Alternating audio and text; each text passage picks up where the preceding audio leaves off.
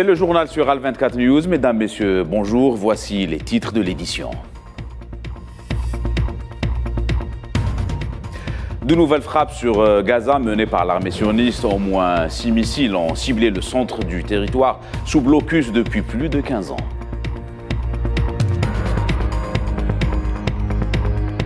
En Guinée, des poursuites judiciaires contre l'ex-président Alpha Condé et plus de 180 cadres et anciens ministres.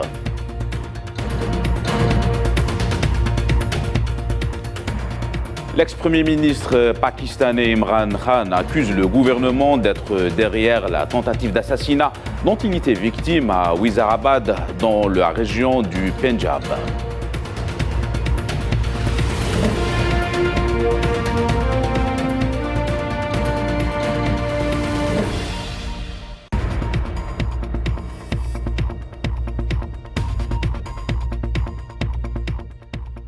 Voilà pour les titres. On entame cette édition par le Moyen-Orient. L'aviation de l'armée sioniste a lancé une attaque dans le centre de la bande de Gaza en réponse au tir d'une roquette de Gaza. Une roquette tirée depuis la bande de Gaza vers le territoire israélien a été interceptée par le système antimissile. C'est ce qu'a indiqué l'armée de l'occupation dans un communiqué. Des sources sécuritaires à Gaza ont fait état d'une dizaine de frappes sur le centre du territoire qui vit sous un blocus depuis l'année 2007.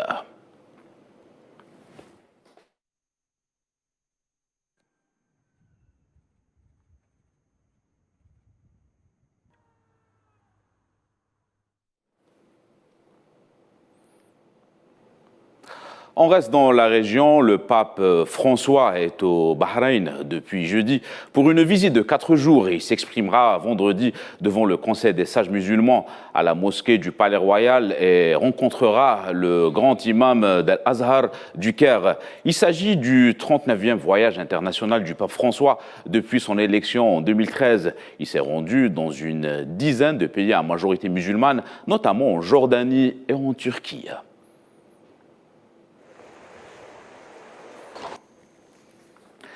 Actualité continentale au Burkina Faso pour le Front patriotique. Les menaces qui pèsent sur la transition en cours sont inquiétantes.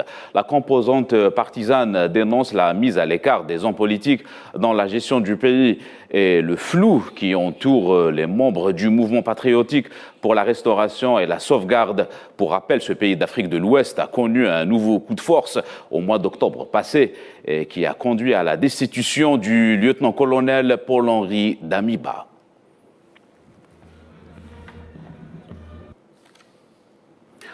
On reste dans la région, en Guinée. Les autorités judiciaires du pays ont ordonné la mise en mouvement d'actions judiciaires à l'encontre de l'ex-président Alpha Condé et plus de 180 de ses anciens ministres et cadres pour des faits liés à la corruption.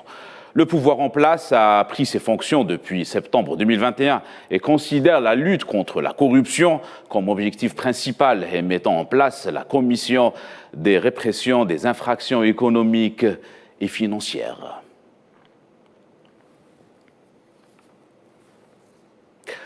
Coup d'envoi de la campagne présidentielle en Guinée équatoriale et parmi les prétendants à la fonction suprême du pays, figurent 2 candidats de l'opposition. Il s'agit de Buenaventura Monsi Assoumou et Andris Essono Ondou. Ils seront opposés au président sortant Teodoro Obiang, qui a officialisé sa candidature au mois de septembre passé. L'actuel président est au pouvoir depuis 43 ans.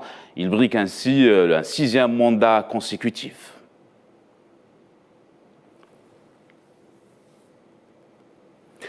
Selon l'Organisation mondiale de la santé, l'Ouganda a détecté 130 cas de maladies au virus Ebola, dont 43 décès confirmés. Il s'agit de 14 cas qui ont été recensés dans la capitale Kampala. Les autorités sanitaires du pays ont affirmé que la situation dans la capitale était sous contrôle et qu'elle ne nécessite pas de mesures particulières.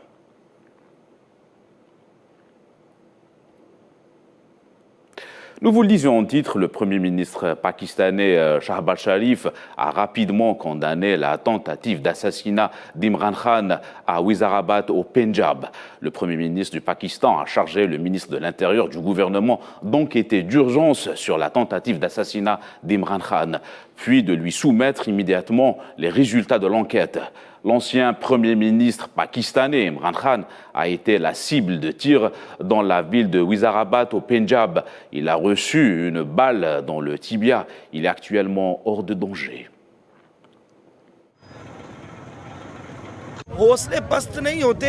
On espère que Khan sera prudent, car rien n'est plus important que sa vie. Il est notre dernier espoir, parce qu'on pense qu'il n'y aura pas de leader honnête comme Imran Khan. C'était donc une tentative d'assassinat qui risque d'aggraver un peu plus la crise politique et l'instabilité que traverse le Pakistan depuis plus de 6 mois. Plus de détails avec Lila Gertal. Pour ne pas déroger à la règle, le Pakistan renoue avec ses vieilles habitudes, celle de procéder à l'élimination physique de ses leaders dès que ces derniers ne font plus le consensus. Imran Khan, le Premier ministre pakistanais, écarté du pouvoir par les forces de l'opposition pour mauvaise gestion, a été victime hier d'une tentative d'assassinat ou d'intimidation. Ce qui est sûr, c'est qu'il a échappé de près à la mort. Il s'en est fallu de peu pour qu'il passe de vie à trépas. Le tir de balle le ciblant l'a finalement atteint au pied, faisant un mort et 10 blessés. Il a vite été évacué par ses partisans, venus nombreux à son meeting. Ils sont 2 suspects, l'un a été neutralisé alors que le second a été arrêté. Imran Khan se remet encore de sa blessure. Cet homme de 70 ans, l'ancien chef du gouvernement pakistanais, a lancé une longue marche vers Islamabad pour tenter de fragiliser le gouvernement en vue des prochaines élections. Les partisans de Imran Khan souhaitent obtenir la tenue d'élections anticipées avec un ultime espoir de reconquérir le pouvoir. Imran Khan accuse le gouvernement d'avoir fomenté cet attentat et son parti annonce que la marche se poursuivra. L'ancien Premier ministre, qui n'a pas digéré son écartement du pouvoir, continue de crier au complot et à la conspiration ourdie par les États-Unis et critique sans répit le gouvernement de Shahbaz Sharif. Dans un pays marqué par les assassinats politiques, pour ne citer que celui de Benazir Bhutto en 2007, longtemps après celui de son père, semble ne pas vouloir aujourd'hui en découdre avec ces vieilles pratiques. Le chancelier allemand Olaf Scholz est à Pékin, la capitale chinoise, depuis ce vendredi matin. Cette visite historique pour un dirigeant européen et du G7 survient juste après la reconduction du président Xi Jinping à la tête du Parti communiste chinois et du pays. À travers ce déplacement, Berlin compte renforcer ses liens avec Pékin.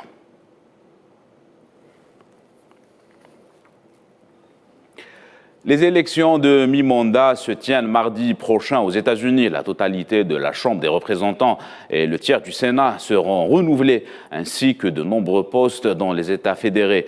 La question du conflit en Ukraine est présente et elle divise les 2 partis en course. Pour le camp des Républicains, la moitié de ces candidats sont favorables à la suspension de l'aide à l'Ukraine, ce pays qui connaît un conflit armé contre la Russie depuis le 24 février passé.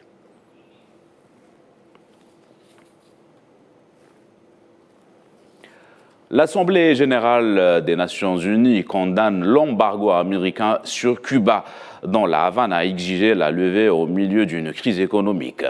185 pays ont voté massivement en faveur d'une résolution non contraignante condamnant l'interdiction. C'était la 30e fois que les Nations unies votaient pour condamner la politique américaine en place depuis des décennies.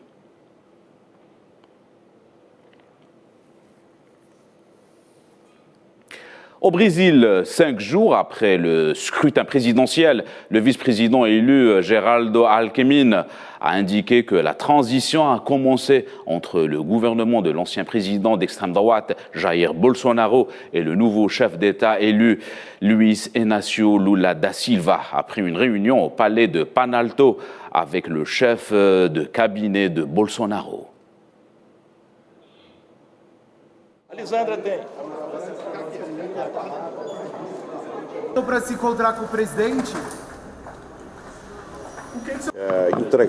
Nous avons répondu à la demande du président Lula de nous nommer coordinateurs de la transition. La conversation s'est avérée fructueuse et très objective. La transition a déjà commencé. Le président Lula a été clair dans son discours post-électoral. Notre tâche est d'unir le Brésil, de travailler, d'avoir un agenda de propositions, d'améliorer la vie de notre population et d'avancer. La transition a commencé et nous devons la mener maintenant de la meilleure façon possible au bénéfice de la population, guidée par l'intérêt public. Pas loin du Brésil, les autorités équatoriennes affirment que le reste des détenus ont été transférés et qu'elles ont repris le contrôle de la prison de Coayagui après la mutinerie qui a fait au moins 12 blessés parmi des policiers et des militaires.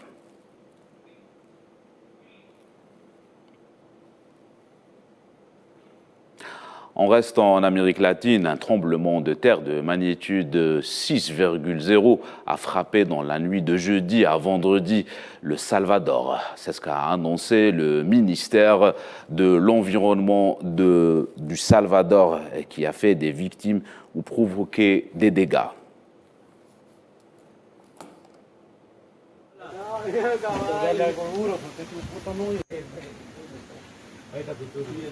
Hablarle, Brandon, hablarle. Tutulo.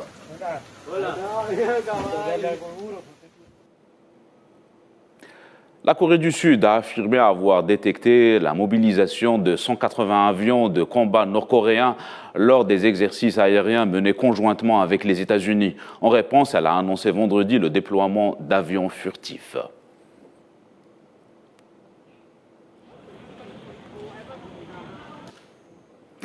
Sport football, le défenseur espagnol Gérard Piqué, vainqueur de la Coupe du Monde avec la Roja en 2010 et de l'Euro 2012, a annoncé mettre un terme à sa carrière.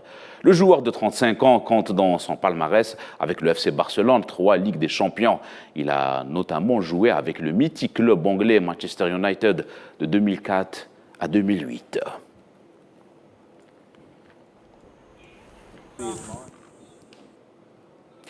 Voilà, c'est la fin de cette édition. L'information continue sur Al 24 News. Excellent après-midi à tous.